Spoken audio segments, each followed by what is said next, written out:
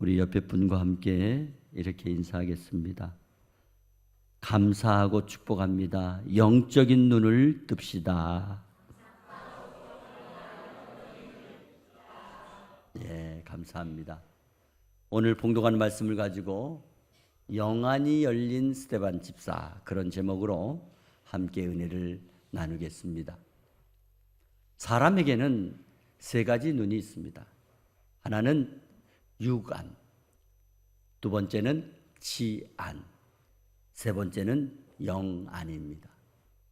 먼저 육안은 안경이나 망원경 또는 현미경을 이용하지 않고 직접 사물을 보는 눈의 시력을 말씀하는 것입니다.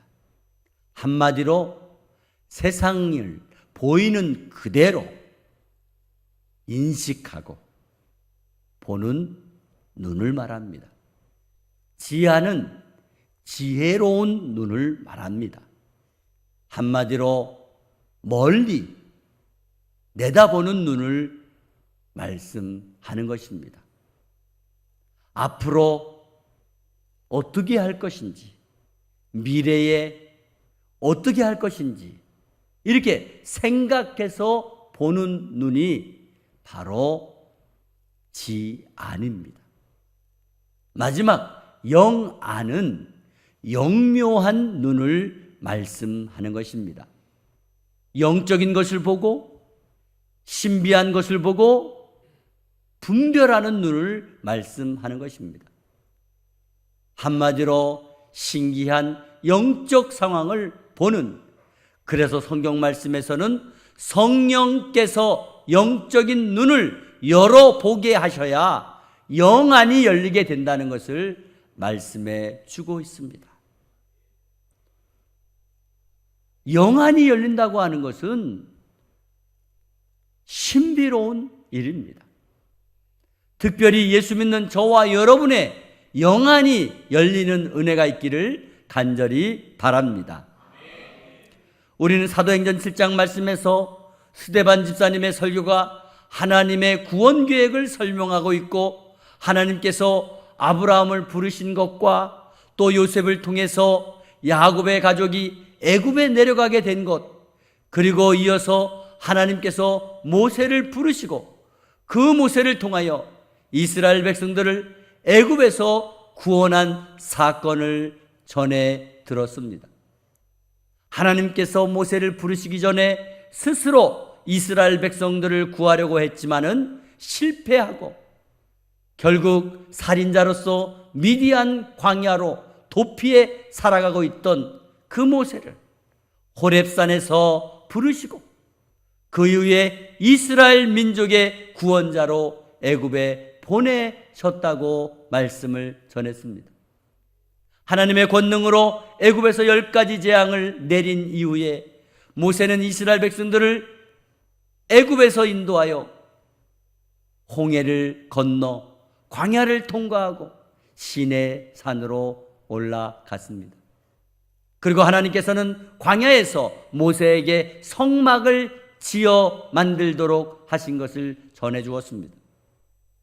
그 이후에 다윗의 아들 솔로몬이 성막을 대신해서 예루살렘 성전을 세웠으나 하나님께서는 사람이 지은 성전에 거하시지 않는다고 말씀하셨으며, 성막은 하나님께 예배드리는 곳이지만 이스라엘 백성들은 오히려 우상을 섬겼고 우상에게 제물을 바쳤다고 말하면서 이스라엘 백성들의 잘못된 신앙이 있었던 것처럼 유대인들의 신앙도 잘못되었다고 하는 사실을 강력하게 지적하고 책망하고 있었던 것입니다. 우리 안에 복음의 내용으로 충만할 때 성령의 능력으로 말미암아 복음의 능력이 강력하게 나타나게 되는 것입니다. 복음의 능력으로 충만할 때 우리는 담대하게 복음을 전할 수 있는 것입니다. 담대하게 복음을 전할 때 성령께서 역사해 주시고 전도의 열매를 맺게 해 주시는 것입니다. 그 결과 스데반 집사의 설교는 더욱더 강력하게 유대인들의 죄에 대하여 지적하게 되었던 것입니다. 첫째로 성령을 거스리는 자에 대해서 지적을 했습니다. 오늘 보면 51절에서 53절 말씀에 목이 곧고 마음과 귀에 할례받지 못한 사람들아, 너희도 너희 조상과 같이 항상 성령을 거스르는도다. 너희 조상들이 선지자들 중에 누구를 박해하지 아니하였느냐? 의인이 오시리라 예고한 자들을 그들을 죽였고 이제 너희는 그 의인을 잡아준 자요 살인자가 되나니 너희는 천사가 전한 율법을 받고도 지키지 아니하였도다 하니라. 스데반 집사는 유대인들을 향하여 적나라하게 그들의 잘못된 것을 지적하고 있습니다. 목이 곧고 마음과 귀에 할례를 받지 못한 사람들아, 지금까지는 스데반 집사가 청중들의 마음을 자극하는 그런 표현을 사용하지 않았습니다. 그런데 갑자기 본절에서부터는 자극적인 표현을 사용하면서 극적인 효과를 가져오게 되었던 것입니다. 특별히 그는 하나님을 거역한 자들에 대해서 즐겨 사용하던 구약적인 강한 억양의 표현을 사용하고 있었습니다. 그러면서 그의 설교를 듣는 청중들도 그들과 같은 부류에 포함해서 지적하게 된 것입니다. 즉, 이 말씀은 금송아지를 만들어 우상을 숭배했던 과거 이스라엘 백성들에게 임했던 하나님의 심판이 지금 성령의 말씀을 듣고도 회개하지 않고 있는 완악한 유대인들에게 임하게 될 것을 똑같이 지적하고 있었던 것입니다. 여기 목이 곧다고 하는 말씀은요, 한마디로 교만하다는 거죠. 자기 잘났다고.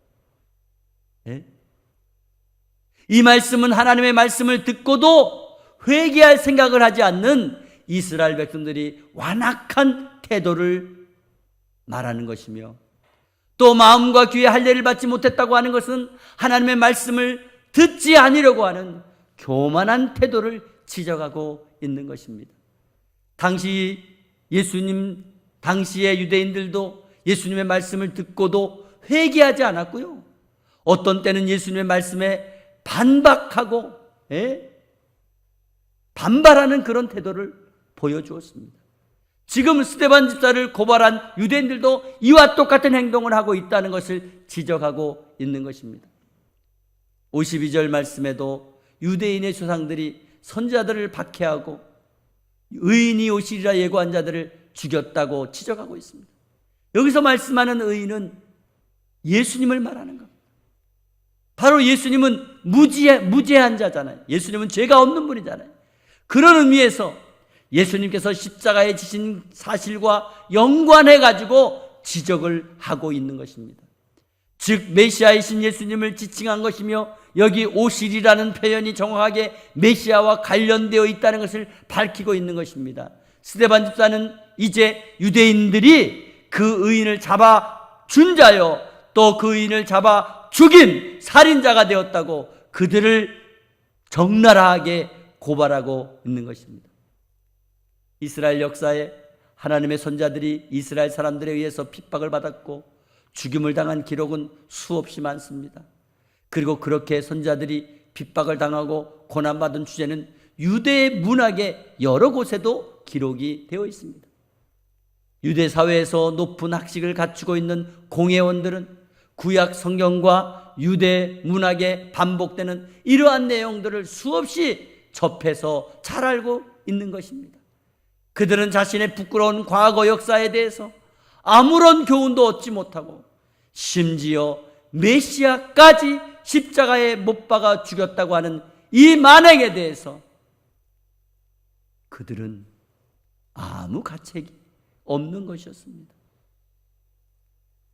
예수 그리스도를 십자가에 못 박아 죽이는 그런 만행을 저질렀다고 지금 스데반 집사는 지적하고 있는 것입니다. 그래서 스데반 집사는 유대인들이 그들의 조상처럼 선지자들의 예언대로 오신 메시아 예수 그리스도를 살해한 무리라고 하는 것을 큰 소리로 폭로하고 있다는 것입니다. 스데반 집사는 53절 말씀에 너희는 천사가 전한 율법을 받고도 지키지 아니하였도다. 아멘. 여기 천사에 전한 율법이라는 말씀은 천사의 중보로 이스라엘 백성들에 전해진 율법을 말씀하고 있는 것입니다. 신명기 33장 2절 말씀뿐만 아니라 구약 성경의 다른 부분에 있어서도 율법 전수 과정에서도 천사의 중보 역할을 담당하고 있는 것으로 묘사하고 있지 않았다는 것입니다. 신약시대에 이르러 이런 사상이 보편화된 것 같습니다. 아마 사도 바울이나 히브리서 기자는 율법이 복음보다 계시의 차원에서 열등하다고 하는 의미로 율법 수화에 있어서 천사의 중보 역할을 수용했던 것으로 볼 수 있습니다. 이러한 사실들을 성령을 거스르는 자로 유대인들을 지적하고 있는 것입니다. 한마디로 말하면요, 너희들이 메시아를 죽인 살인자야, 이렇게 지적하고 있는 거예요. 여러분, 우리 자신들은 어때요? 사람 죽인 사람 앞에서 네가 죽였지? 그렇게 말할 수 있어요? 아마 아무도 못할걸요? 저부터도 못해요. 왜? 또 나를 죽일지 모르잖아. 네? 그런데 오늘 스데반 집사는 그들을 향하여 너희가 성령을 거스리는 자들이라고 지적하면서 너희가 살인자라고 지적한 것입니다. 두 번째로 영안이 열린 스데반 집사가 순교하게 된 것입니다. 오늘 보면 54절에서 6절 말씀해 보게 되면 유대인들이 스데반 집사의 말을 듣고 마음에 찔렸습니다. 그래서 그들은 스데반 집사를 향하여 이를 갈았다고 말씀하고 있습니다. 여기 이를 갈았다고 하는 표현은 유대인들이 극심한 분노가 겉으로 드러났을 때, 즉 머리에 재를 뿌리거나 옷을 찢는 그런 행위와 유사한 그런 의미에서 사용되고 있는 말씀입니다. 이 말은 그들이 스데반 집사의 지적을 받고 얼마나 격분이 됐는지 구체적으로 설명해 주고 있는 말씀입니다. 목이 곧고 마음과 귀에 할 일 받지 못한 그들의 모습을 그대로 드러내고 있다는 것을 알 수가 있습니다. 그런데 유대인들과는 달리 스데반 집사는 성령이 충만했다고 했습니다.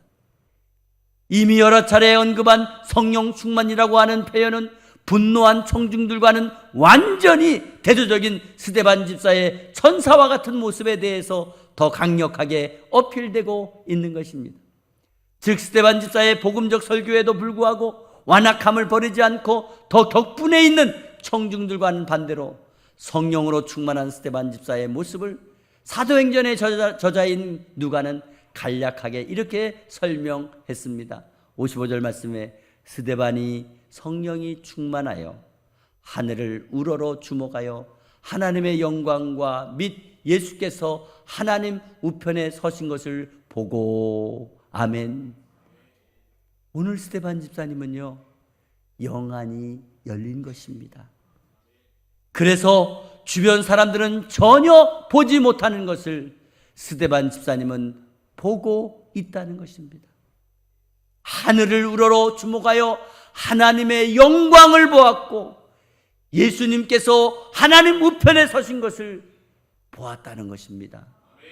계속해서 56절에 말하되 보라, 하늘이 열리고 인자가 하나님 우편에 서신 것을 보노라 한데, 여기 인자는 예수님을 말씀하는 겁니다. 예수님께서 하나님 우편에 서신 것을 보노라. 예수님께서는 분명히 말씀하셨습니다. 내가 가서 너희 거할 것을 예비할 것이며 아버지 우편에 있겠다 그랬어요.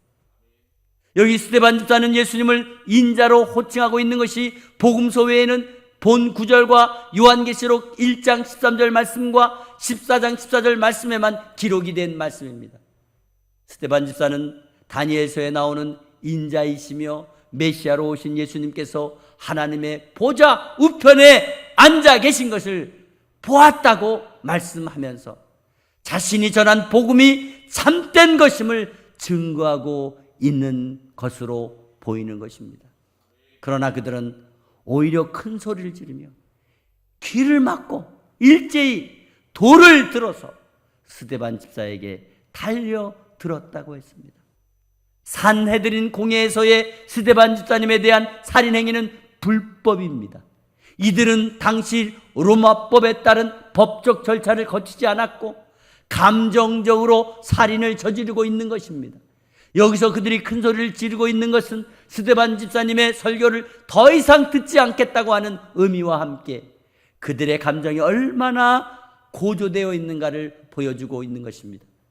그들은 스데반 집사님을 성 밖으로 던지고 돌로 칠 때에 증인들이 옷을 벗어 사울이라고 하는 청년의 발 아래 두었다고 했습니다. 유대인의 죄인 처형 방법은 먼저 죄인을 3.5m 정도 사형 집행장소 아래로 떨어뜨린 후에 죽지 않았을 경우에는 크고 무거운 돌을 죄인에게 던져 죽게 했다고 전해지고 있습니다.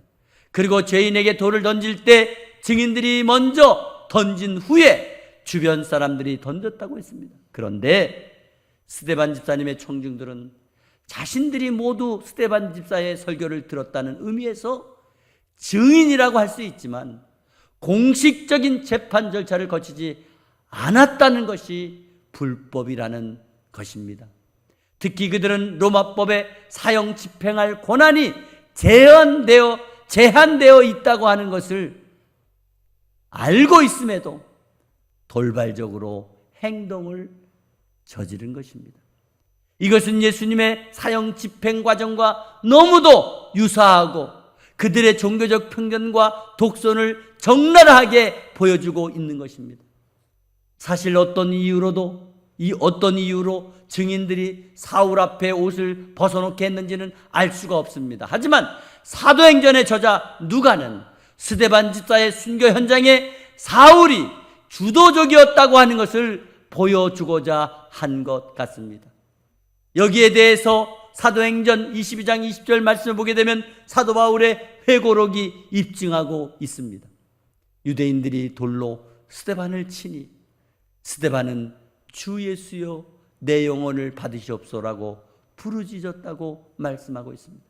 여기에서 영혼을 부탁하는 스데반 집사님의 기도는 누가복음 23장 34절과 46절 말씀에 나오는 십자가상에서의 예수님의 기도와 똑같습니다.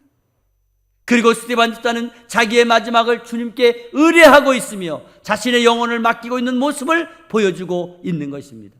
스데반 집사는 무릎을 꿇고 크게 불러 주여 이 죄를 그들에게 돌리지 마옵소서 라고 말하고 잠이 들었다고 했습니다. 이 모습은 예수님께서 십자가에서 보여주신 용서의 모습과도 너무 흡사한 모습입니다. 이 스데반 집사님의 순교는 예루살렘 교회와 그리스도인들에 대한 대박해의 시발점이 되었던 것입니다. 이 일로 인하여 예루살렘 초대교회는 팔레스타인과 각 지역과 아시아 지역까지 다 흩어지게 되었던 것입니다. 그럼에도 불구하고 스데반 집사님의 순교는 결과적으로 교회를 흩어지게 만들었으며 그것이 세계 선교의 촉진제 역할을 하게 되었다는 것입니다. 결국 스데반 집사님의 순교의 피는 초기 기독교 복음 확산의 밑거름이 되었다는 것을 말씀해 주고 있는 것입니다. 그렇습니다. 오늘 본문 말씀은 스데반 집사님의 정직한 신앙생활과 그의 그리스도인으로서의 삶을 한눈에 알아볼 수 있는 말씀입니다. 그는 자기가 하고 싶은 대로 하지 않았습니다. 그는 자기가 살고 싶은 대로 살지 않았습니다. 그는 성경적이며 모범적인 신앙의 모델이 되었다는 것입니다. 어떻게 전혀 내 삶에서 복음을 전파하지 못하며 예배 한번 제대로 드리지 못하고 신앙생활조차 내 위안을 위한 것이었다고 말한다면 과연 우리는 스데반 집사님처럼 주님 앞에 섰을 때 온전히 주님의 시선을 어떻게 주목할 수 있을까요? 내 영혼을 받으시옵소서 라고 하늘을 향하여 돌을 맞으며 죽어가면서 고백했던 스데반 집사님의 마지막이 어떻게 가능할 수 있었을까요? 적어도 순교의 자리까지는 갈 수 없지만 저와 여러분의 일생이 주를 향하여 최선을 다하고 진리의 말씀을 가지고 진실한 삶을 살아내려고 했던 그런 고백이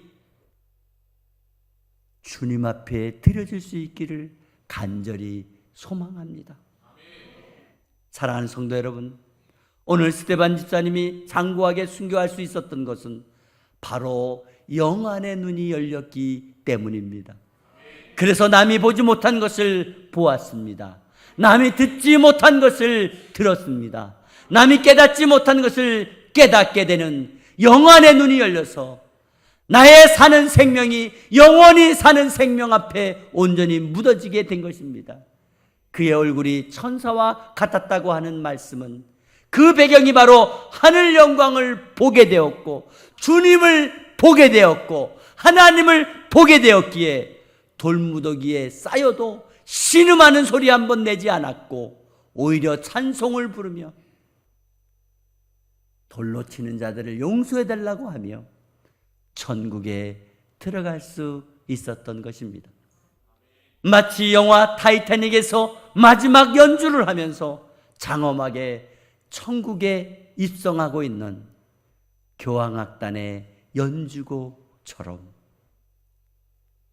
내 주를 가까이 하게 함은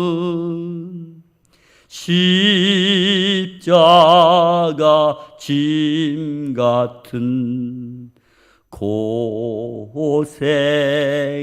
고생이나 내 일생 소원은 늘 찬송하면서 주께 더 나아가기 원합니다.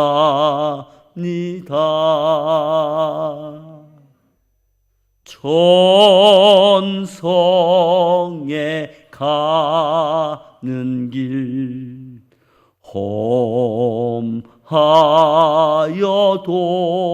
험하여도 생명길 되나니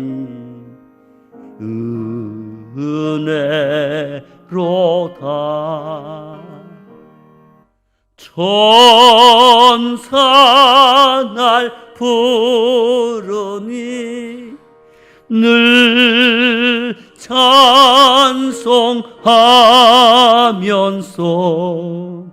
주께 더 나아가기 원합니다.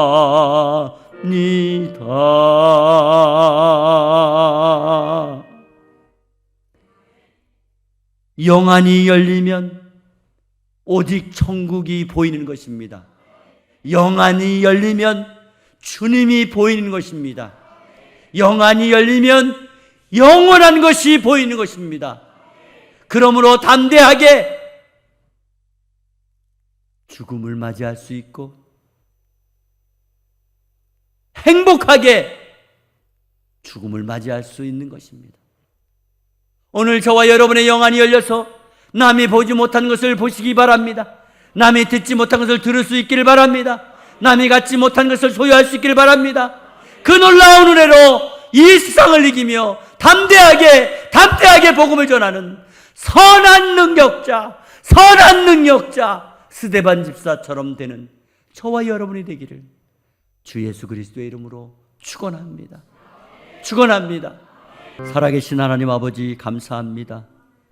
오늘 스데반 집사님은 마지막 죽는 순간까지 저들의 죄를 용서해달라고 내 영혼을 부탁한다고 담대하게 돌무더기 속에서도 주님을 향한 강력한 믿음의 사람으로 우리의 믿음의 모델로 보여지는 것을 감사합니다. 하나님 아버지, 우리의 영안의 눈이 열리게 하여 주옵소서. 약한 자가 강하게 하여 주옵소서. 가난한 자가 부하게 하옵소서. 눈먼 자 눈을 뜨게 하옵소서. 남이 보지 못하는 천국을 보게 하시고 남이 보지 못하는 주님을 만나게 하여 주시고 남이 할 수 없는 권능을 나타내게 하옵소서. 아버지, 그리하여 복음을 선포할 때 주의 권능이 나타나고 주의 역사가 펼쳐지게 하여 주시옵소서. 선한 능력자로 사용하옵소서. 예수님 이름으로 기도합니다. 아멘.